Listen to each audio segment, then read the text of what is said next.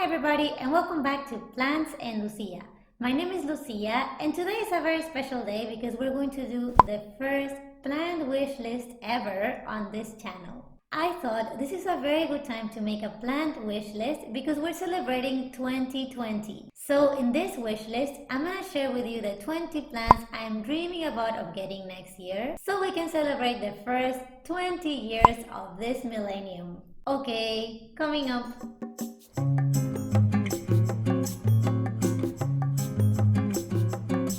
Whether you are coming back or this is your first time in this channel, thank you so much for being with me in this video. This channel is all about bringing nature to our homes and about houseplants. So if you want to learn how to take care of them, how to display them, or even how to connect with them, make sure to subscribe so we can see each other every week and talk about plants. But now, let's get to the wish list. Some plants in this wish list may be rare and some others are more common. But these are just plants that I don't have in my collection and I would like to add. If you have any of these plants, please let me know in the comments and share a picture. The first plant in my wish list is the Platycerium. This plant is more commonly known as the Staghorn fern because the leaves resemble antlers. And you know guys, this is actually a very beautiful plant and I love combining nature with art. As a houseplant, this fern is actually mounted on wooden plaques, like in here. So I would like to make this in my house, and if I make it and I get this beautiful plant, I will share with you in a video. Okay, next.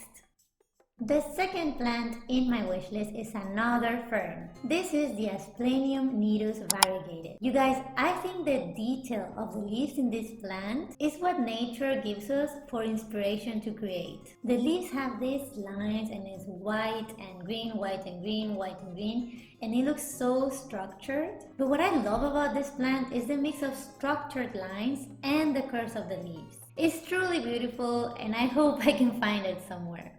The third and the last fern in my list is the crocodile fern. I think this one is a little bit more rare, but I had to include it and I guess we can dream, right? This fern is so unique. The leaves look like crocodile scales. This one I think is a little bit harder to get, but if you have one, please send a picture. I would love to see it. On to the next category, Hoyas. I know, Hoyas tend to be more common than other plants. But you know, I think every plant has its uniqueness. And these Hoyas are beautiful. The first Hoya I'm going to talk about is the Hoya Carey. The leaves in this plant, they look like hearts. And actually, I read that in Germany, they actually sell these plants during Valentine's Day. So, instead of flowers, you can get your loved one this heart-shaped leaf plant. And it will survive for the whole year. The second Hoya on my list is the Hoya carnosa compacta, or also known as the Hindu rope. This plant is a succulent vine, but the leaves are thick, twisted, and curved, so it just looks like something from another planet. The next Hoya on my list is the Hoya Linearis. This is more tender than the other two. The leaves are very thin and it also grows as a vine, so you can hang it down. I think this plant looks very different and it actually gives the sense of jungle to your house, even though it's a succulent. I hope I can get it and then I can add it to my bookshelf. Let's talk peperomias. First, Peperomia Prostrata, or commonly known as the string of turtles, because the adorable leaves look like turtles. The string of turtles is a small vining plant with round succulent leaves. They're beautiful. They have some dark green and purple, and then they have white veins. And yes, they do look like small turtles. So again, another plant that has some reptile pattern on the leaves. And the next peperomia is the Peperomia argyreia, or watermelon peperomia. Granted, my favorite fruit is watermelon, so why not get a plant that looks like watermelon? I think this one is also a common plant to get, so I hope that I can get it next year. Of course, we could not miss the Anthurium. In this case, the Anthurium clarinervium. The patterns on the leaves of this plant, guys, is like art in nature. And you can see the patterns really well because they tend to contrast with the leaves.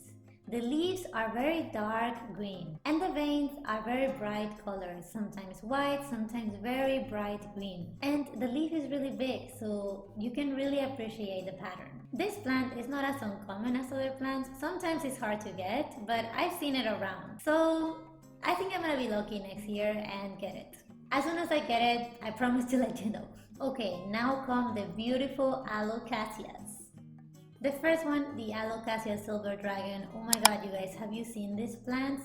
Okay, I'm keeping up with this reptile theme, but really, this plant looks like a dragon, like a silver dragon. And the pattern is really, really beautiful. This one is a little bit harder to get, but still, I've seen it, so I think I have a good chance to get it next year. The next one is the Alocasia baginda or Alocasia dragon scale. This one also looks like a dragon but doesn't have the silvery touch to it. I think the leaf on this one is also more silky and smoother. And it looks like a dragon, so what can go wrong?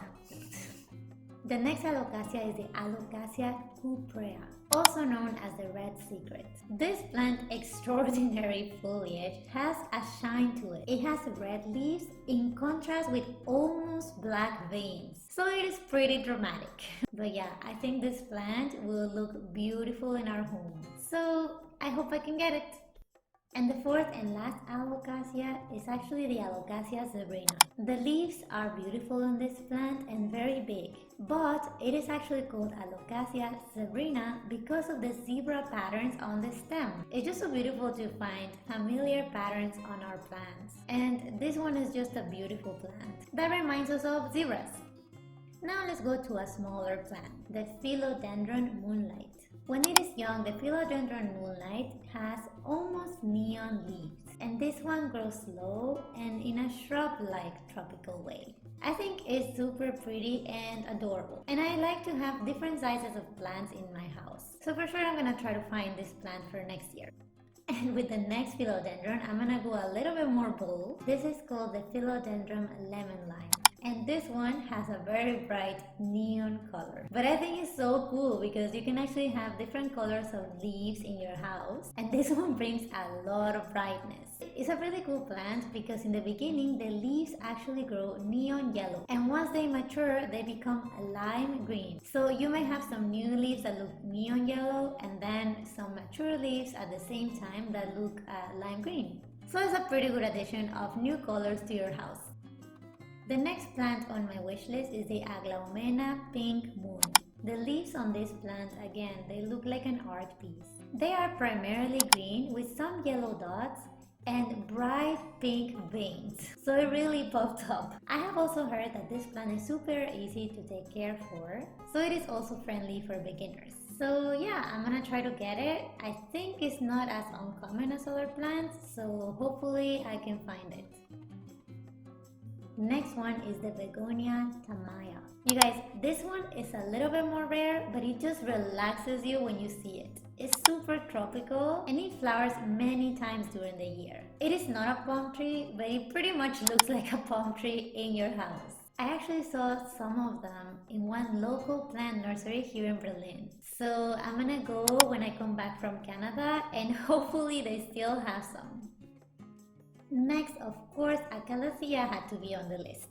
This one is the Calathea mosaica, or also known as network, because the leaves look like a network. Actually, I saw this plant for the first time in one of my good friend's house, and when I saw it, I was like, yeah, I hope that I can get it someday. This plant is a little bit like the Asplenium Nidus variegated in the sense that it has some structure on the leaves. It looks almost architectural, but then you have the organic sense of nature. And I love this combination. So I'm gonna try to get it and make a video about it as soon as I get it. If you have one, please let me know and send a picture. I would love to see it. Next is the Epiphyllum anguliger, or also commonly known as the fishbone cactus, because it looks like fish bones. This plant also grows on other plants. It has beautiful, long, wavy leaves, and I have heard that it has a beautiful flower. I think it is best to hang this plant because it can actually come down. So yeah, hopefully Jan and I can find it soon. And last but not least is the Maranta Leuconeura, another Calathea. Again, the pattern of this plant's leaves is just like art, and you have various colors going on. You have dark green, you have bright green, and of course some pink. So this one also really stands out. I think this one is a little bit more common than other Calatheas, so we will try to get it next year.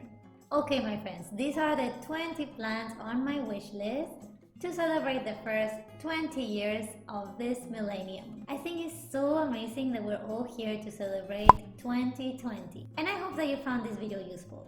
If you have any of these plants, please let me know in the comments and share a picture on Instagram. What are the plants that you have on your wish list? Please let me know down below. I would love to hear it and maybe we can give each other ideas. If you're new and you would like to be part of this community, you're always welcome. So make sure to come back for another video or subscribe to be part of the community. And as always, I will see you in the next video.